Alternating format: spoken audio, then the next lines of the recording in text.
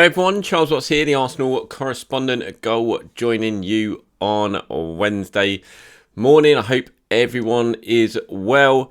You're enjoying the sunshine over here in the UK or wherever you are watching this around the world. And if you're watching it in America, I'm sure you're pretty disappointed, especially if you were planning on heading over to Florida to watch the Florida Cup, because Arsenal will no longer be in action. Yes, the big breaking news last night came through that Arsenal had to cancel their tour at the very, very last minute to the United States because of some confirmed COVID cases in the travelling group. So a real disappointment for any of those over in the States. And I know there was plenty who were planning on going and doing stuff around the events that were being held over the course of the next week in Florida. Lots of Arsenal fans groups over there who were going to be doing stuff. So really sorry for all you guys who are going to miss out on seeing your team in the flesh. Disappointment from Arsenal as well. I've been speaking to people at the club today and they are absolutely immensely disappointed that they will not be able to go over there and fulfil their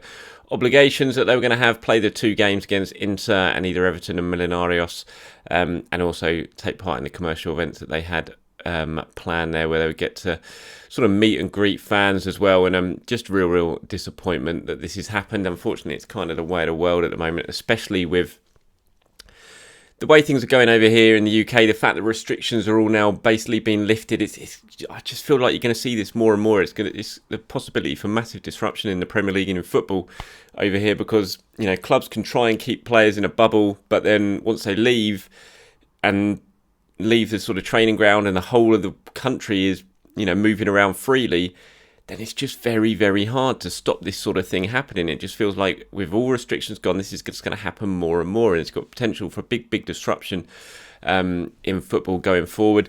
I do wonder if the Premier League are going to maybe have to change some of their rules or their thinking behind this, because we could be seeing this more and more.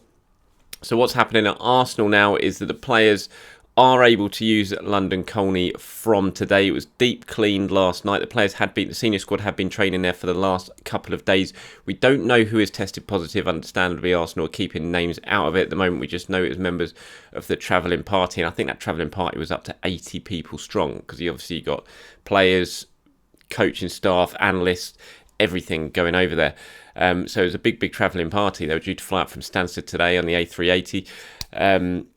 Obviously Emirates plane, and so the players that are unaffected are able to use London Colney. Whoever's tested positive, they're having to isolate as per regulations over here, but the rest of the squad can use London Colney, but that is under what is being described as controlled circumstances. Now, the Premier League have protocols in place, and when something like this happened, where a batch of positive tests are confirmed, then you have to go into follow these emergency protocols that are already in place by the Premier League, and that's sort of centres around what can be done, what can't be done at the training ground, what can be used, what areas can be used. So Arsenal are now operating under those sort of protocols, and certain areas of the training ground are off limits. I think you're back to the case of players turning up, going in your gear, leaving in your gear, getting showered and all that sort of stuff at home. The medical facilities are open, again following these protocols that the Premier League have put in place.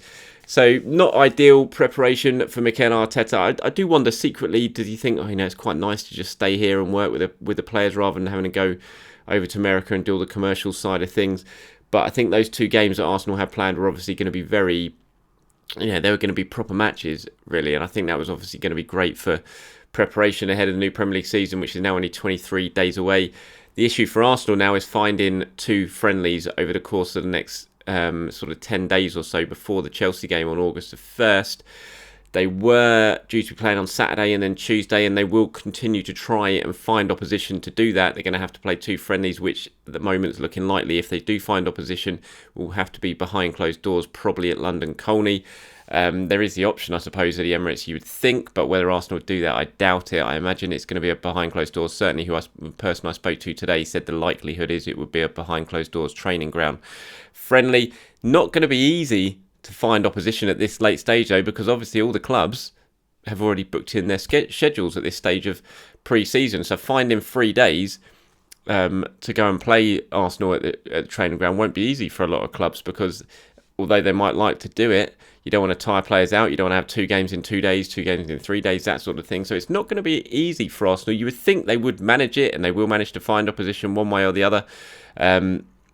But again, it's just more disruption for Mikel Arteta and his plans during pre-season. But with the way of the world, with the pandemic, with COVID, you're just going to have to deal with these situations and these scenarios that are thrown up from time to time, and get around it. I mean, Arsenal released a statement yesterday saying, following a small number of positive COVID tests among the planned parties to travel to America, we have sadly been forced to withdraw from the Florida Cup. This difficult decision is based on ensuring the health and well-being of our players and our staff. We fully understand what disappointment this is for our supporters in America who are looking forward to seeing us compete in the Florida Cup as part of our pre-season build-up. Our apologies also go to the organisers of the Florida Cup, who have done a fantastic job making the preparations, and our partners who had arranged events around our participation in the competition.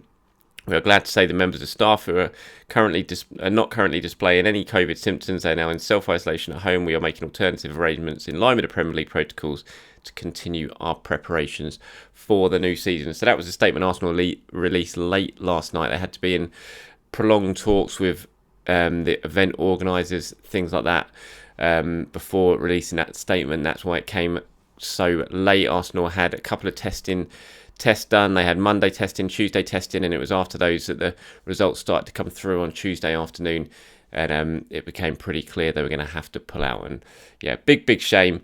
Not ideal, but in a way, maybe you look at it a bit of positive and think, well, you don't have to go to the States, you don't have to have all that disruption. It's certainly a positive that these happened here, and they didn't test positive once they're in the States, because then they could have been in serious issues in terms of coming back or getting stuck at customs or whatever, and having to fly straight back. It could have been worse. So at least one thing is that it happened here and it didn't happen in the States, because that would have been an awful lot tougher to get around and would not have been an ideal situation at all.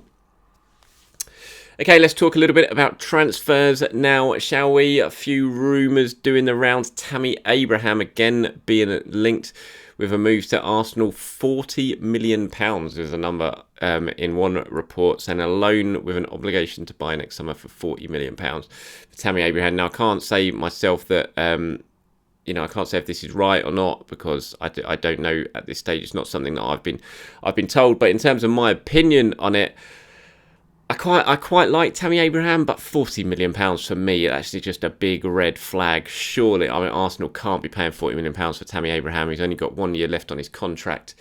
You can't be giving Chelsea £40 million. It just for me is just a big no. I wouldn't be totally adverse to Arsenal signing Tammy. If you maybe half that price, something like that. But if that is the figure that Chelsea really want for him, I just don't see how that's possible for Arsenal.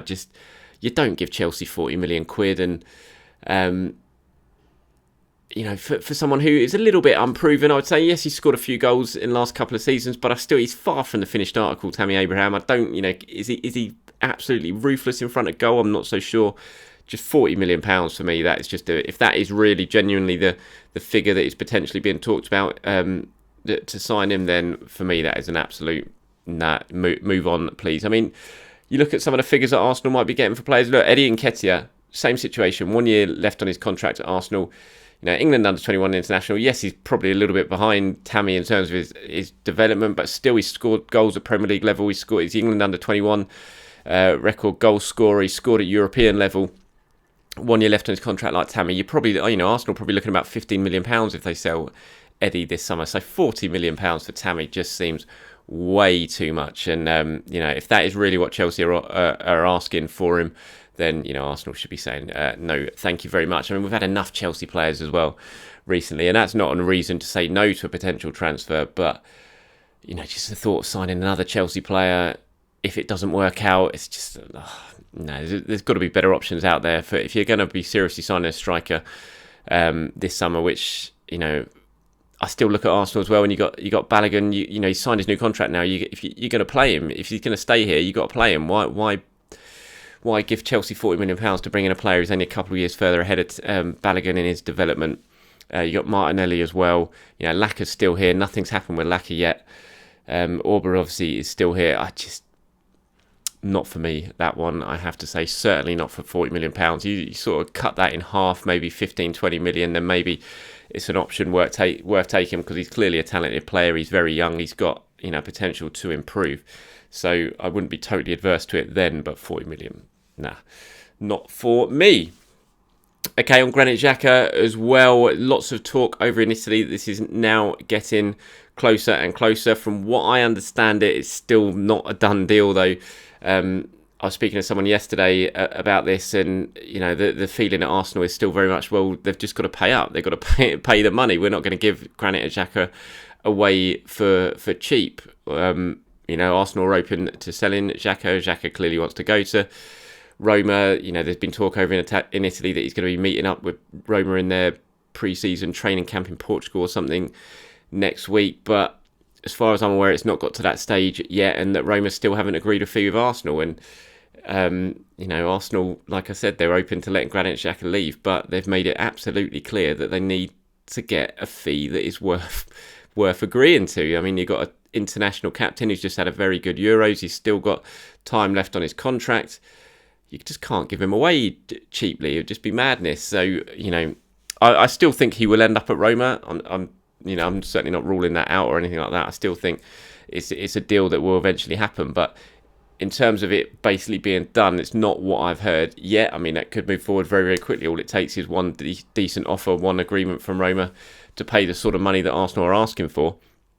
But at this moment, I don't believe we're quite at that stage yet. So we'll have to wait and see if that progresses over the coming days or weeks, whatever happens with Granit Xhaka, who should be fairly soon due to return to Arsenal training. In fact, Granit Xhaka now. I mean, Bernd Leno's due to come back this week, I believe, after Germany's exit from Euros, and they went out about the same sort of time as Switzerland. So Granit really shouldn't be too far away from heading back to Arsenal training, which will be interesting to say the least, given it's been pretty clear how much he's been publicly flirting with Jose Mourinho and Roma. So we'll see what happens with Granit Xhaka.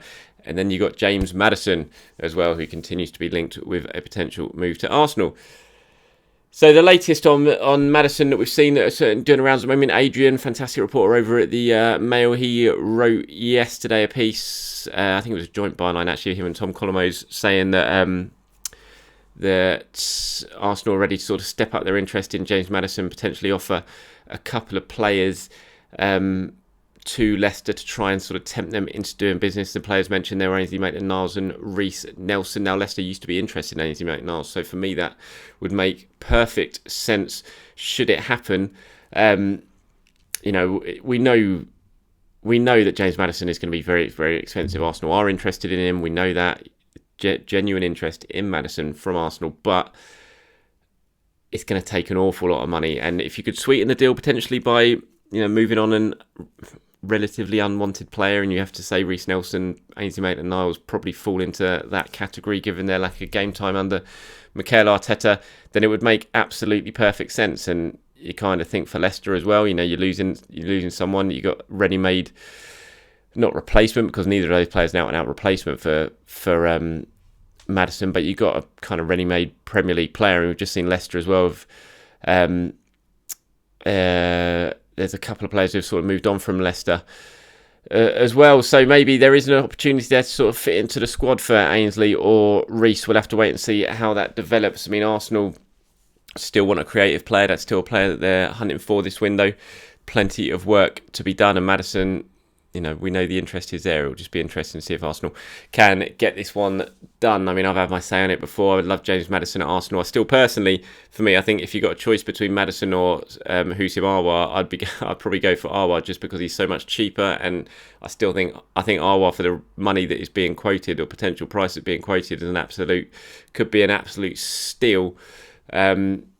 But that's just me talking. It's not based on any fact or anything like that. I'm just saying my opinion that if you got sort of 60 million for Maddison or half that price for Aouar, I think I'd probably moving slightly towards Aouar, even though Maddison has proven he can done it in the Premier League. But given Aouar's age, the quality that he's shown in France, the ability he's got to score goals and make goals, you know, he's still an absolute quality player. He's not really unproven. He may be unproven over here, but he's not really an unproven player. So if you can get him for that relative sort of cheap price, then for me that'd be a no-brainer. But hey, that's just me talking. I'm not Edu, am I? It's up to him, Mikel Arteta, and Richard Garlick, who Arsenal signed this summer. Anyway, that's about it for today's video. Thank you very much for watching, everyone. Please do enjoy the rest of your day, and keep your eyes peeled on my social media and goal.com for all your Arsenal news.